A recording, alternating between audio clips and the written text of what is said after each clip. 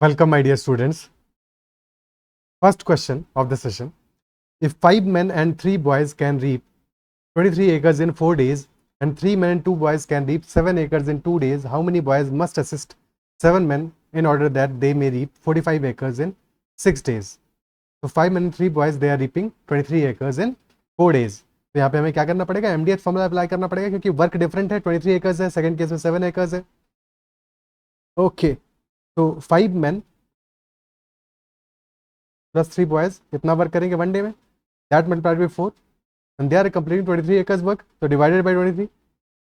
This ratio will be equal to, in the second case, जबकि 3 men and 2 boys are working for 2 days and they are completing 7 acres work. Okay, equate हो गया ये दोनों चीज़ें. ठीक है, सबसे पहले 2 से सिंप्लीफाई किया, यहाँ बचा 2, so this will be 7 into 2 14, 7 into 2 14 into 5 70 m minus 23 into 3 minus 69 m, तो m is equal to 70 m minus 69 m, so m will be equal to 7 into 2 14 into 3 42 boys, 42 और 46, तो m is equal to 4b, यानी कि efficiency आ गई man और boy की 4:1. Basically cross multiply करने वाला ही काम हमने किया है, स्ट्रेट अवे सीधे सीधे कर लिया. देखिए कोफिशिएंट्स को, क्योंकि नेगेटिव में तो आना नहीं है, वर्क तो सेम ही होगा, मतलब कि वर्क तो पॉजिटिव ही आएगा दोनों के लिए. ठीक है, ओके, तो 4:1 का रेशियो आ गया मैन और बॉय का. फिर क्वेश्चन हमसे कह रहा है कि how many boys must assist 7 men in order that they may reap 45 acres in 6 days. तो एक बार फिर से MDH लगाते हैं, फिर से एक बार यही क्वेश्चन बनाते हैं. तो 4:1 है, तो रेशियो हमारा क्या गया, वर्क क्या आ जाएगा हमारा, फर्स्ट केस में निकाल लेते हैं 4 into 5 into 4 plus 3 into 1 divided by 23, and this should also be equal to the last case जहाँ पे की क्वेश्चन कर रहा है how many boys must assist 7 men. तो 7 तो मैन है और एक मैन की एफिशिएंसी 4 है, प्लस लेट अस से देयर आर x बॉयज और एक बॉय की एफिशिएंसी 1 ही है, तो 7 into 4 plus x, and 6 days में वर्क कंप्लीट करना है, और वर्क कितना करना है 45 एकर्स, तो डिवाइडेड बाई 45. सॉल्व करते हैं अब इसको. This is 2, this value is 3, तो ये हमारा आ गया 20 प्लस 3 23, तो स्ट्रेट अवे कैंसिल आउट हो गया है. तो ओके, तो हमारा आ गया 28, 3 से 15 भी बचेगा यहाँ पे, तो 28 plus X that is equal to 30, 15 into तो 30, एक्स हमारा आ गया इक्वल टू 2, विच मीन्स कि 2 boys must assist 7 men to complete 45 acres worth of work, to reap 45 acres in 6 days. Okay, next question. A and B can finish a project working together in 24 days. If A has worked for 6 days and B has worked for 9 and 1/3 days, 3/8 project work is completed. So in how many days can B complete the remaining work alone? If B is working alone, then in how many days he can complete the remaining work? Initially क्या हुआ है, if A and B both of them were working for 24 days, work would have been completed. But हुआ ऐसा नहीं है, हुआ क्या है, A has worked for 6 days and B has worked for 9 and 1/3 days, and 3/8 work has been completed. So if total work was 8 units, total work 8 units अगर ये complete करा था 24 डेज में, तो 3 units वर्क कंप्लीट किया है in these many days by A and be together. Okay, तो first case में वर्क डन कितना हुआ है, 6 डेज का वर्क है ए का, प्लस 9 and 1/3 कितना हुआ, 9 3 27 प्लस 1 28/3 डेज का वर्क है बी का, डिवाइडेड बाय सेकेंड केस में 24 टाइम्स ए प्लस बी, और फ्रैक्शन आ रहा है हमारा वर्क 3/8. तो ये क्वेश्चन बन जाएगा. क्या ये पार्ट क्लियर है? 6 into 8 48A और 72A, यानी कि 24A is equal to 28/3 into 8A. एक सेकेंड, 28/3 इंटू 8, और यहाँ पे कितना आ रहा है -72. 28 इंटू 8 कितना आ जाएगा, 160 प्लस 64 224 -216, तो 8/3B, 24A is equal to 8/3B. 8 से गया 3 टाइम्स, तो ए और बी का एफिशिएंसी का रेशियो हमारा आ जाएगा 1/9. Efficiency of A is 1 unit and that of B is 9 units. That of B is 9 units. Total work हमारा कितना है, 24 डेज का वर्क है, ए और बी दोनों का मिला के। रिमेनिंग कितना बचा है, 3/8 प्रोजेक्ट वर्क ऑलरेडी कंप्लीट हो चुका है, तो रिमेनिंग वर्क हमारा है 5/8 ऑफ टोटल वैल्यू। तो 5/8 इंटू 24 डेज का वर्क है, और ए प्लस बी का एफिशिएंसी कितना है, 9 + 1 10। तो वर्क हो गया 240 into 5/8। This is work remaining, और इसको करना किसको है, बी को करना है। Time taken by B for completing remaining work will be, efficiency of B कितना है 9, डिवाइड बाय 9 कर दो, 8 से गया 3 टाइम्स, तो this is 50 upon 150 upon 9 which is 50/3 days. So work will be completed in 50/3 days. Remaining work will be completed in 50/3 days. क्या ये बात क्लियर है? ओके ठीक है। अब इस क्वेश्चन को थोड़ा सा और क्लोजली वॉच करते हैं और बेहतर तरीके से समझते हैं।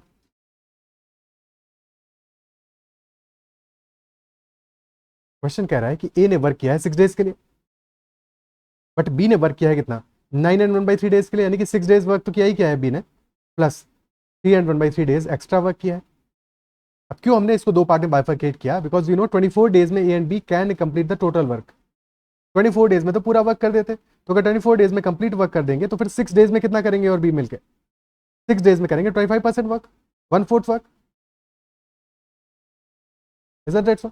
और टोटल वर्क कितना हो चुका है, 3/8 work has been completed, 3/8 which is 37.5% work has been completed. तो 25% वर्क ऑलरेडी हो चुका है, तो 3 and 1/3 डेज में बी कितना वर्क कंप्लीट करेगा, टोटल 37.5% वर्क हो चुका है, यानी कि 12.5% वर्क कंप्लीट करेगा in 3 and 1/3 days which is 10/3 days में, 10/3 डेज में। तो B is completing 12.5% work which is 1/8 work in 10/3 days, और रिमेनिंग वर्क कितना बचा है 5/8 which is 5 times of this into 5। तो कितना टाइम लगेगा, 10/3 इंटू 5 विच इज 50/3 डेज। तो work will be completed in 50/3 days, that will be the answer. Okay, क्या ये बात क्लियर है? बाकी परसेंटेज और फ्रैक्शन दोनों में ही हम इन चीज़ों को डील कर सकते थे, डिपेंडिंग अपॉन किस पे हमारे लिए चीज़ें इजी पड़ेंगी, किस पे आसान पड़ेगा। नेक्स्ट क्वेश्चन देखते हैं। A, B and C started working together and completed a job in 10 days. So they completed a work in 10 days. However, C only worked for the first 3 days in which 37% work was completed. तो A B C ने 10 days में work complete किया है, but सारे के सारे 10 days A B C ने काम नहीं किया है। ए और बी ने तो सारे दिन काम किया है, but C has only work for the first 3 days. बाद के 7 डेज सिर्फ और सिर्फ ए और बी ने वर्क किया होगा। Also it is given that 5 days work of A is equal to 4 days work of B. तो how many days would be required by the fastest worker to complete the entire work, which employees की हर एक worker की efficiency हमें निकालनी पड़ेगी, तभी पता चलेगा फास्टेस्ट वर्कर कौन है, और अकॉर्डिंगली फिर इस क्वेश्चन को सॉल्व करेंगे। क्या ये पार्ट क्लियर है? ओके ठीक है, सॉल्व करते हैं। तो in the first 3 days all of A B and C are working, और वर्क कंप्लीट हो रहा है 37%। टोटल 10 डेज में वर्क कंप्लीट हो रहा है, तो अब बचे कितने दिन है, 7 डेज बचे हैं। और this 7 days A and B will be working, और वर्क कितना कंप्लीट होगा, टोटल वर्क 100% है, 37% ऑलरेडी हो चुका है, 63% इज रिमेनिंग। रिमेनिंग वर्क है हमारा 63%। 7 डेज में अगर 63% वर्क हो रहा है, तो 1 डे में कितना होगा, 9%। 9%, तो ए प्लस बी का एफिशिएंसी कितना आ गया, 63/7। 9% वर्क कर रहे हैं per day, and if that is so, total work हो रहा है 37% इन 3 डेज, और 9% तो ए प्लस बी अकेले ही कर रहे हैं, तो ए प्लस बी ने कितना किया होगा 3 डेज में, 3 इंटू 9% विच इज 27%। तो सी ने कितना किया होगा 10% 3 डेज में, तो 10%/3। तो यहां से हमें सी की एफिशिएंसी तो मिल गई। Efficiency of C will be 10/3%, और 10/3 मान लो, अगर वर्क हम 100 मान लेते हैं, इफ वर्क इज 100, तो सी की एफिशिएंसी कितनी आ जाएगी, 10/3% है, और इक्वल टू 10/3 भी हो जाएगी। This is also equal to 10/3 because work हमारा 100 है, 100% इज इक्वल टू 100। अब ए प्लस बी के लिए सम कितना आ रहा है, 9% एफिशिएंसी, उनका कितना होगा, 9 होगा सम। बट हमें गिवन है कि 5 डेज का वर्क ऑफ ए, तो 5A is equal to 4B। तो ए और बी का एफिशिएंसी का रेशियो क्या आ जाएगा, 4:5, विच एम्प्लाइज की efficiency of A is 4 and efficiency of B is 5। C की है 10/3, ए की है 4, बी की है 5, तो फास्टेस्ट हो गया हमारा बी और स्लोएस्ट हो गया हमारा सी। क्वेश्चन पूछा है फास्टेस्ट वर्कर को कितना टाइम लगेगा, तो time taken by fastest worker, time taken by B will be equal to efficiency है 5, वर्क है 100, तो 100/5 यानी कि 20 डेज में B will be completing the work working alone. 20 days will be the answer in this case. Is that clear? ठीक है, आगे बढ़ते हैं फिर। नेक्स्ट क्वेश्चन देखते हैं। Efficiency of Ram is 25% more than Shyam who completes the task in 60 days. Ghanshyam takes 6 and 2/3 days less than the days taken by Ram and Shyam together to complete the work. If Ram and Shyam work for 16 days after that both left the task, then find in how many days Ghanshyam will complete the remaining work. Ram की efficiency क्या है, 25% ज़्यादा है श्याम से। 25% यानी 1/4 ज़्यादा है, तो राम और श्याम का एफिशिएंसी का रेशियो क्या आ जाएगा। अगर श्याम की एफिशिएंसी 4 है तो राम की 1 ज़्यादा होगी, यानी कि 4 + 1 5 होगी। तो एफिशिएंसी का रेशियो आ गया 5:4 राम एंड श्याम के लिए। And Shyam who complete the task in 60 days, तो श्याम कंप्लीट करता है टास्क 60 days में, तो वर्क की वैल्यू मिल जाएगी बिकॉज श्याम का एफिशिएंसी कितना है 4, कंप्लीट कर रहा है 60 days 4 × 60 यानी कि वर्क हमारा है 240 units. Work is 240 units. Ghanshyam takes 6 and 2/3 days less than the days taken by Ram and Shyam together to complete the work. Ram की एफिशिएंसी 5 है, श्याम की है 4, तो टोटल एफिशिएंसी आ जाएगी राम प्लस श्याम की 9। Time taken by Ram and Shyam together will be work that is 240 divided by 9 which is 80/3 days. तो 80/3 days में Ram and Shyam will be completing the work together. तो घनश्याम को टाइम कितना लगेगा, time taken by Ghanshyam will be 6 and 2/3 days lesser, तो 6 × 3 18 + 2 20/3 days laser 80/3 - 20/3 आ जाएगा 60/3 which is 20 days. तो घनश्याम को लगेंगे 20 days to complete the work. और अगर ऐसा है घनश्याम को लग रहा है 20 days, तो घनश्याम की एफिशिएंसी कितनी आ जाएगी फिर, वर्क है 240, टाइम लग रहा है घनश्याम को 20 days, तो efficiency of Ghanshyam will B 240/20 यानी कि 12 आ जाएगी efficiency for Ghanshyam. Okay, Ram and Shyam work for 16 days, 16 days तक राम एंड श्याम वर्क करते हैं। And after that both left the task, तो घनश्याम बचा हुआ वर्क को कंप्लीट करता है। कितने डेज में कंप्लीट करेगा, यही क्वेश्चन है, कितने डेज में कंप्लीट करेगा, यही हमारा क्वेश्चन है। ओके, तो 16 डेज में कितना वर्क कर लेंगे राम और श्याम, 16 × 9। ऑलरेडी यहाँ पे एफिशिएंसी हमने निकाली हुई है, 16 × 9 कर लेंगे, ठीक है। तो कितना हो गया 16 × 9 144 यूनिट्स वर्क इन्होंने कंप्लीट कर लिया। अगर 144 यूनिट्स वर्क ये कंप्लीट कर चुके हैं, तो बचा हुआ वर्क कितना है 96 यूनिट्स। रिमेनिंग वर्क कितना होगा 240 - 144 96 यूनिट्स। और ये वर्क करना है घनश्याम को, एफिशिएंसी घनश्याम की 12 डिवाइडेड बाई 12 कर दोगे, आंसर आ जाएगा 8 डेज में Ghanshyam will be completing the work. अगर हमने एफिशिएंसीज नहीं निकाली होती, ये क्वेश्चन में इन्फॉर्मेशन हमें किसी और तरह से दिया होता, तो ये भी सोच सकते थे कि 80/3 डेज में 80/3 डेज में राम और श्याम मिलकर वर्क कंप्लीट करते हैं, तो 16 डेज में कितना करेंगे, 16 डेज में कितना करेंगे 80/3 सॉरी 16 डिवाइडेड बाई 80/3, 16 डेज में कितना करेंगे 16 divide by 80/3, that will B 3/5। 3/5 work complete करेंगे 16 डेज में, यानी कि रिमेनिंग वर्क होगा 2/5। तो घनश्याम को टाइम कितना लगेगा 2/5 × 20 डेज में कंप्लीट करता है, 2/5 × 20 that will B 8 days. 8 days में वर्क कंप्लीट हो जाएगा। अगर कैलकुलेशन ज़्यादा मुश्किल होती है तो फिर ऐसे ही सॉल्व कर लेते, क्या जरूरत है कैलकुलेशन और करने का। इज दैट क्लियर, ठीक है। नेक्स्ट क्वेश्चन देखते हैं। A, B and C can do a piece of work in 24, 32 and 50 days respectively. All of them started the work together, but B left after 6 days. A and C continued the work for 4 more days and then E leaves. C completed the remaining work. If rupees 9600 was paid for the work, then find the share of C. C का share क्या होगा, C का share क्या होगा, ये question हमसे पूछ रहा है। ओके, तो ए बी और सी को वर्क लग रहा है, वर्क कंप्लीट करने में टाइम लग रहा है 24, 32 एंड 50 डेज का। 24 और 32 का एलसीएम आ जाता 96, बट साथ में 50 भी है, तो 96 × 25 that will be our LCM. Total work आ गया 96 × 25। तो ए की एफिशिएंसी आ जाएगी 25 × 4 100, बी की आ जाएगी 25 × 3 75 और सी की आ जाएगी 48। एफिशिएंसी की वैल्यूज आ गई। थोड़ा सा कैलकुलेशन टिपिकल है, कोई बात नहीं, पहले सॉल्व करते हैं इसको, फिर समझते हैं कि और क्या बेटर कर सकते थे यहाँ पे।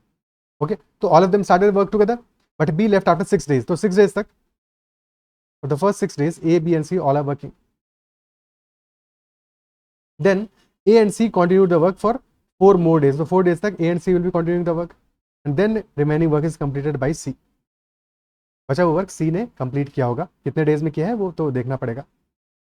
Question is asking if ₹9600 was paid for the work, तो शेयर ऑफ C क्या होगा, C को कितना पैसा मिला होगा. तो हम A और B के लिए पैसा निकाल लें इंस्टेड ऑफ C ने कितने दिन में वर्क कंप्लीट किया, क्योंकि हमें ये क्वेश्चन में निकालना ही नहीं है कितने डेज में वर्क कंप्लीट हुआ है, ये सब हमारा मैटर नहीं, हमें ये पता लगाना C का शेयर क्या होगा. तो A और B का शेयर अगर हम रिमूव कर देंगे तो C का शेयर मिल जाएगा. A ने कितने डेज वर्क किया है, A has work for 10 days. 10 days, 10 days में कितना वर्क किया होगा, 10 into 100 1000. टोटल कितना है 96 into 25, टोटल है हमारा 2400 यूनिट्स का वर्क है, 2400 यूनिट्स का वर्क है. ए ने वर्क किया है 1000 यूनिट्स, बी ने कितना किया है, बी ने 6 डेज किया, 6 डेज में करेगा 6 into 75 दैट इज 450. तो 1000 वर्क किया है ए ने, 450 वर्क किया है बी ने. रिमेनिंग वर्क कितना बचेगा 2400 माइनस 1450. तो work done by C will be 2400 minus 1450. Answer आ जाएगा हमारा 950 यूनिट्स. तो share of C that will be equal to 950 units total work किया है out of 2400 multiplied by 9600 total amount जो मिला है जाएगा 4 times, so 950 into 4 will be 3800 rupees. 3800 rupees will be the share of C. क्या ये part clear है? But यहाँ फिर भी कैलकुलेशन उतनी ज़्यादा मुश्किल नहीं थी, कैलकुलेशन और भी ज़्यादा मुश्किल हो सकता है ऐसे किसी क्वेश्चन में. ठीक है कि इंस्टेड ऑफ 50 डेज लेटर से सी के लिए लिखा होता, किसी वर्क कंप्लीट करता है 47 डेज में, तब थोड़ा सा कैलकुलेशन और टिपिकल हो सकता था, चीज़ें और मुश्किल हो सकती थी. ठीक है, तो और बेटर अप्रोच क्या होगा ऐसे क्वेश्चन को हैंडल करने का, क्योंकि हमें इस क्वेश्चन में ऐसे नंबर ऑफ डेज निकालने ही नहीं है, हमारा पर्पस क्या है कि सी का शेयर क्या होगा. तो हम ए और बी का शेयर अगर रिमूव कर देंगे तो हमें सी का शेयर मिल जाएगा, सी का शेयर डेफिनेटली फिर हमें मिल जाएगा. ओके, ए कंप्लीट करता है वर्क 24 डेज में, बी करता है 32 डेज में और सी करता है 50 डेज में. सबने वर्क स्टार्ट किया, बी लेफ्ट आफ्टर 6 डेज, यानी कि बी ने सिर्फ और सिर्फ 6 डेज ही वर्क किया है. तो बी 6 डेज में कितना वर्क करेगा 6/32 which is 3/16 वर्क करेगा B. A and C continue the work for 4 more days, फिर ए ने भी लीव कर दिया, तो ए ने कितने दिन वर्क किया है 6 डेज तो किया है इनिशियली, और फिर 4 डेज सी के साथ में अकेले, तो 6 + 4 ए ने 10 डेज वर्क किया है, तो ए का वर्क कंप्लीटेड होगा 10/24 विच इज 5/12. अब प्रॉब्लम ये फर्स्ट केस में हमारा डिनोमिनेटर में वैल्यू आ रहा है 12, दूसरे केस में आ रहा है 16, तो 12 और 16 का हम एलसीएम ले लेते हैं. एलसीएम लिया आ गया 48, तो टोटल वर्क हमने मान लिया 48 यूनिट्स, और अगर टोटल वर्क है 48 यूनिट्स तो ए ने कितना वर्क कंप्लीट किया है 5/12, यानी कि 5 into 4 20 यूनिट्स वर्क कंप्लीट किया है ए ने. बी ने किया है 3/16, तो 3 into 3 9 यूनिट्स वर्क कंप्लीट किया है बी ने. 20 यूनिट्स किया है ए ने, बी ने किया है 9 यूनिट्स, 20 + 9 29, 19 यूनिट्स वर्क बच गया है, जो कि किया होगा डेफिनेटली सी ने, 48 यूनिट्स वर्क के लिए पैसा मिला है 9600 rupees, which implies 200 rupees per unit. So 19 into 200, answer will be 3800 rupees. क्या ये बात अप्रिशिएट कर पा रहे हो, समझ पा रहे हो? आंसर आ जाएगा हमारा 3800 रुपीज. क्लियर है? करने को ऐसे भी कर सकते थे, बट ये मेथड मच ईजियर है, ज़्यादा आसान है. और स्पेशली जो जैसा मैंने बताया कि अगर हमारे पास ये वैल्यूज यहाँ पे 50 की वजह 47 होगा और टिपिकल वैल्यूज होगा, तो ये मेथड ज़्यादा हमें कन्वीनियंट लगेगा, है कि नहीं? क्या बात क्लियर है? ठीक है, ओके, नेक्स्ट क्वेश्चन देखते हैं.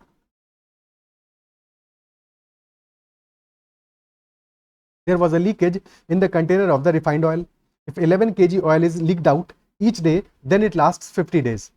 If the leakage is 15 kg per day, it lasts 45 days. For how many days will the oil container last if there is no leakage and oil is completely used for consumption? इस question में एक बात जो important है पकड़ने वाली, कि ये जो ऑयल है हमारा दो तरह से खर्च हो रहा है, दो तरह से हमारा खर्च हो रहा है, दो तरह से डिक्रीज हो रहा है. तो डिक्रीज किस तरह से हो रहा है? First decrease which is very important, that is consumption decrease. Even if there is no leakage, there will still be consumption. Basically, oil purchase किया तो किस लिए purchase किया? Consumption के लिए. And the second decrease is due to leakage, जिसके लिए हमें amount given है, amount of leakage per day in 2 cases. तो ये ध्यान रखना, consumption की वजह से भी लीकेज हो रहा है, अदरवाइज कंफ्यूज हो जाओगे. और लास्ट लाइन हमें कह भी रही है कि if it is used only for consumption. Okay, तो फर्स्ट केस में और सेकंड केस में दोनों में कुछ कंजम्पशन भी डेली हो रहा होगा, जिसकी वैल्यू हमें पता नहीं है. बट कंजम्पशन और लीकेज दोनों की वैल्यूज को ऐड कर लोगे और फिर टोटल नंबर ऑफ डेज के लिए देखोगे तो हमें total volume of the container पता चल जाएगा, total volume of the container पता चल जाएगा। ठीक है, so total volume will be equal to, first case में क्या होगा, फर्स्ट केस में this will be 11 kg oil तो लीक आउट हो रहा है पर डे, 50 डेज चल रहा है, तो वन डे में कितना होगा कंजम्पशन, वन डे में टोटल कितना डिक्रीज हो रहा है, कंजम्पशन की वजह से लेटर से सी लीटर्स पर डे डिक्रीज हो रहा है, लीकेज की वजह से डिक्रीज हो रहा है 11, C plus 11 this is consumption plus leakage per day multiplied by 50। Second case में क्या रहा है, कंजम्पशन सी उतना ही रह रहा है प्लस लीकेज हो जा रहा है 15, तो 45 डेज में ही हमारा पूरा का पूरा ऑयल खर्च हो जा रहा है। ठीक है, सिंप्लीफाई करते हैं, 9 10, तो 10C माइनस 9C, तो C will be equal to 135 minus 110, that is good 25, तो यानी कि हमारा जो कंजम्पशन है that is 25 litres per day.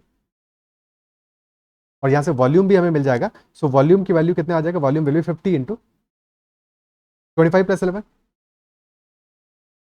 50 into 36, 1800 litres. Now question is asking if there is no leakage and oil is completely used for consumption, तो कितने दिन last करेगा, 1800 लीटर्स है, कंजम्पशन है 25 लीटर्स, तो number of days will be equal to 1800 by 25, so that will be 72 days, oil will last for 72 days. Okay, क्या ये बात क्लियर है? नेक्स्ट क्वेश्चन देखते हैं। तो this is slightly a different question, different in terms of language. अभी तक हमने वेजेस के जो भी क्वेश्चंस देखे थे प्रीवियस सेशंस में, वहां पे हमने ये ध्यान दिया था कि वेज हमेशा प्रोपोर्शनल होगा वर्क के, wage will be proportional to efficiency and also proportional to time. But इस क्वेश्चन में थोड़ा सा वो चीजें अलग है, डिफरेंट है, और क्वेश्चन का लैंग्वेज डिफरेंट है, तो ऐसा नहीं है, लैंग्वेज तुम्हें आइडेंटिफाई करने में हेल्प करेगा कि यहाँ पे हमारा जो वेजेस हैं ए और बी के वो ऑलरेडी डिफाइंड है और वेजेस प्रपोर्शन में नहीं है उनके वर्क के। ठीक है, ए का वेज अलग प्रोपोर्शन में है, बी का अलग प्रोपोर्शन में है, तो daily wage of A and B are ₹35 and ₹25 respectively. वो वर्क कितना करते हैं ये एक दूसरी बात होगी। ठीक है, उनका डेली वेजेस गिवन है ₹35 and ₹25। When A finishes a certain work, he gets a total wage of ₹630. When B does the same work, he gets a total wage of ₹750. तो क्लियरली तुम देख पा रहे हो कि for the same work they are getting different amount of veg.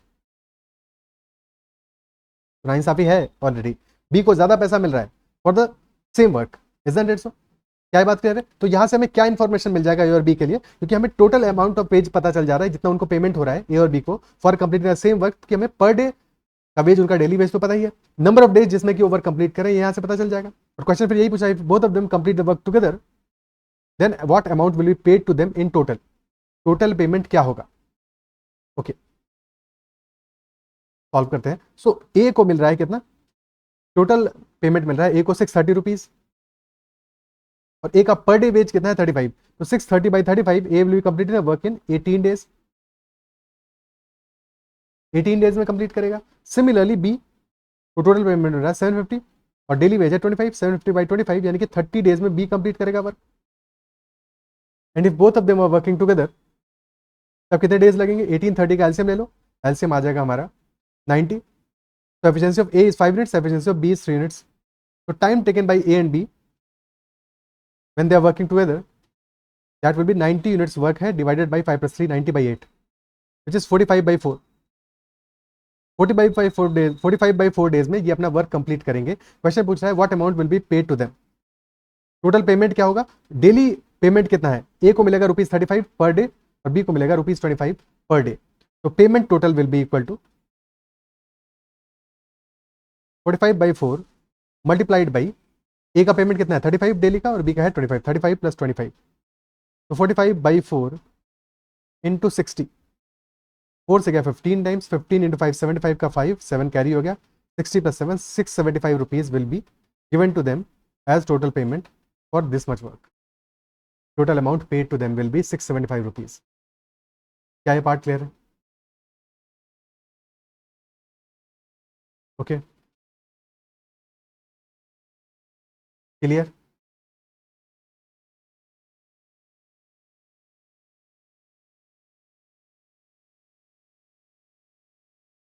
Okay, तो इतना ही रखते हैं इस सेशन में। आई बिलीव कि सेशन में जो भी बातें हमने डिस्कस की, जो भी क्वेश्चन डिस्कस किए, समझ में आए होंगे और क्वेश्चंस में मजा आया होगा, अच्छा लगा होगा, बहुत सारी चीजें सीखने को मिली होंगी। That is also this session. अगर सेशन पसंद आया तो उसको लाइक जरूर से जरूर करना है, अगर अब तक नहीं किया है तो। और साथ में अगर अब तक तुमने चैनल को सब्सक्राइब नहीं किया तो जरूर से कर लेना, साथ में बेल आइकन भी प्रेस कर देना। You can also join the Telegram channel mythological and you can message me for any queries और कंसर्न्स और questions at ADI TYA KT. That is all for this session. Bye bye. Take care and keep running.